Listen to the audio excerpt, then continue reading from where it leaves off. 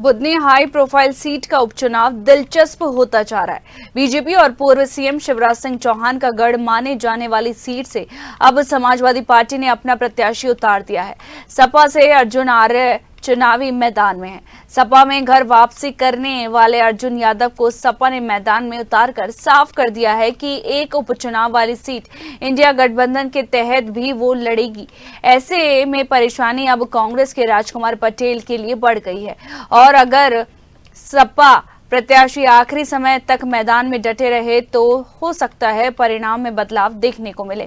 Samajwadi party के प्रदेश अध्यक्ष मनोज यादव से न्यूज आवर ने उपचुनाव और इंडिया गठबंधन को लेकर खास बातचीत की। सुनिए क्या कहते हैं सपा प्रदेश अध्यक्ष मनोज यादव। मध्य प्रदेश का बुधनी उपचुनाव अब दिलचस्प होता जा रहा है। दिलचस्प इसलिए कि वहां से तीनों पार्टियां जो प्रमुख तौर पर मानी जाती है, बीजेपी, कांग्रेस और अब समाजवादी पार्टी ने अपना प्रत्याशी उतार दिया है। बीजेपी की तरफ से रमाकांत भार्गव पूर्व में सांसद रह चुके हैं, चुनावी मैदान में हैं। इसके साथ साथ ही जो राजकुमार पटेल हैं वो भी चुनावी मैदान में कांग्रेस की तरफ से, और समाजवादी पार्टी ने अजय आर्या को चुनावी मैदान में उतारा है, अर्जुन आर्या को चुनावी मैदान में उतारा है। अर्जुन आर्या पहले कांग्रेस में हुआ करते थे, कांग्रेस से टिकट नहीं मिलने पर समाजवादी पार्टी ज्वाइन की थी। उन्हीं से चर्चा करेंगे। सर हमारे साथ मनोज यादव जी मौजूद हैं, प्रदेश अध्यक्ष, उनसे बात करेंगे। सर, इंडी गठबंधन में पार्टी मानी जाती है और कांग्रेस और समाजवादी पार्टी इंडिया गठबंधन, पूरा नाम बोलिए। आप इंडिया गठबंधन बोल दीजिए, बीजेपी वाले इंडी गठबंधन बोलते हैं। इंडिया है, आपको पता है क्या है गठबंधन का नाम? इंडिया गठबंधन है। तो समाजवादी पार्टी इंडिया गठबंधन में है और 2 सीटों पर चुनाव था, क्योंकि हम लोगों ने 1 सीट मांगी थी, तो उन्होंने दोनों सीटों पर जब घोषणा कर दी तो इसीलिए हमें 1 सीट चाहिए थी। तो हमारा मजबूत कैंडिडेट था, पुराना समाजवादी का साथी है हमारा, वो जो अभी कांग्रेस में कुछ समय पहले 18 के चुनाव में चला गया था, और वो हमेशा किसानों की लड़ाई, दलितों की लड़ाई, पिछड़ों की लड़ाई लड़ते रहते हैं। जनता का आशीर्वाद है और मजबूती के साथ और मजबूत कैंडिडेट के साथ समाजवादी पार्टी मैदान में है। कांग्रेस से क्या तालमेल नहीं बना है कि समाजवादी पार्टी ने भी अपना प्रत्याशी मैदान में उतार दिया? क्योंकि इंडिया गठबंधन आप जिसको बोल रहे हैं उसका हिस्सा है समाजवादी पार्टी और कांग्रेस दोनों। हम विजयपुर में समर्थन में हैं और उनका समर्थन कर रहे हैं, क्योंकि बुधनी सीट 1 सीट हमें चाहिए थी, तो बुधनी पे हमारा मजबूत कैंडिडेट है, तो हम लोगों ने अपना कैंडिडेट उतारा है। अगर कांग्रेस को समर्थन करना है तो करें हमारे कैंडिडेट के लिए। कांग्रेस से बातचीत चल रही है, कांग्रेस का भी कहना है कि हमारी बातचीत चल रही, हो सकता है लास्ट में नामांकन वापस हो जाए, या उस तरह की घटनाएं होंगी जिस तरह से पहले भी चुनाव में देखा गया कि घटनाएं हुई, समाजवादी पार्टी के प्रत्याशियों ने नामांकन गलत तरीके से भरा या नहीं भरा। नहीं, ऐसी कोई बात नहीं है। जो समाजवादी पार्टी का फैसले जो है वो राष्ट्रीय नेतृत्व हमारे लेता है, कांग्रेस में भी वही है। तो जो अगर ऐसा निर्देश नहीं है हम लोगों का, अगर जो निर्देश आएगा हम लोग उसका पालन करेंगे। अभी समाजवादी पार्टी मजबूत कैंडिडेट के साथ में, मजबूती के साथ मैदान में है और जनता का आशीर्वाद मिलेगा तो हम लोग उस चुनाव को भी जीतेंगे। अच्छा, विधानसभा चुनाव में देखा गया था कि पूर्व जो सीएम रह चुके कमलनाथ, उन्होंने कहा था कौन अखिलेश वखिलेश, इसलिए शायद नाराज हो गई थी समाजवादी पार्टी, इसलिए अपने प्रत्याशी भी कई जगह पर उतारे थे, चाहे सिरमौर की बात करें या तमाम जगह पर विंध्य क्षेत्र में भी पार्टी चुनावी मैदान में थी। इस बार क्या गड़बड़ हुई कि अर्जुन आर्य को उतारा जा रहा है? हम लोगों ने 2 सीट मांगी थी। अभी कुछ दिन पहले जीतू पटवारी जी जो प्रदेश अध्यक्ष जी के साथ हमारी चर्चा भी हुई थी, और भी कुछ बड़े नेता थे कांग्रेस के, तो उसके बाद में उन्होंने 2 कैंडिडेट घोषित कर दिए, अपने 2 कैंडिडेट, और हमारे यहाँ बात राष्ट्रीय नेतृत्व से बात नहीं की है। तो इसलिए हम समाजवादी पार्टी एक मजबूत विपक्ष के तौर पर अपनी भूमिका निभा रही है। अगर जनता की लड़ाई नहीं लड़ेगी, जनता के बीच में नहीं जाएगी, तो हम लोग जनता की सेवा कैसे करेंगे?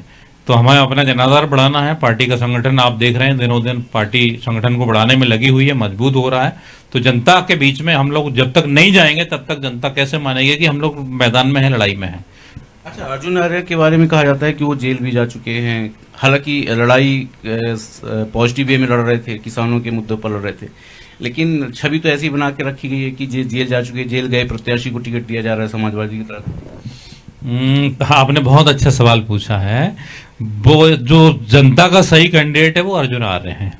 आप देखेंगे तो वो किसानों की लड़ाई के लिए जेल गए हैं, आदिवासियों की लड़ाई के लिए जेल गए हैं, जनता के मुद्दों के लिए जेल गए हैं। जो भारतीय जनता पार्टी की 20 साल की जो भ्रष्ट सरकार है, लोकतंत्र की जो हत्या करना चाहती है, कि जनता की लड़ाई लड़ने के लिए आप जेल भेजेंगे किसी को? तो जनता उनके साथ में है। जनता का बहुत बड़ा समर्थन अर्जुन आर्य जी के साथ में है और जनता भारतीय जनता पार्टी को निश्चित तौर पर हराएगी।